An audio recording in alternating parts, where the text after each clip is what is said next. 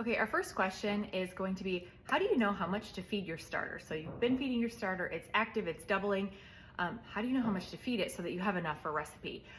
So first thing I would say is it's very helpful to know the weight of your jar when it's completely empty. So if you're able to get that, if you have a similar jar, or if you bought a multi-pack or whatever, weigh the jar and just write on the top of your lid the weight of the empty jar in grams. So that will be helpful just for you to be able to easily tell how many grams of starter you currently have in your jar. And then it's really important to work backwards. So for example, I know that tonight I wanted to make a double batch of my sandwich bread recipe. That takes 200 grams of starter. And I knew that earlier this afternoon, before I fed my starter, I had 50 grams in here. So I just went ahead and fed it 75 grams of flour and 75 grams of water, stir that all up. So now I have right at 200 grams in here, and I will be able to mix up that dough tonight.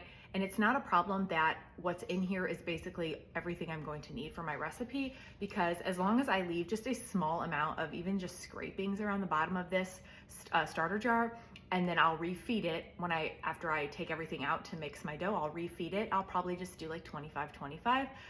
That will be enough to just keep the fermentation process going and keep the starter active and healthy. So that is how I like to do it. You can, if you don't know how much you have in your jar, you can just kind of overestimate feed so that you'll have more than enough.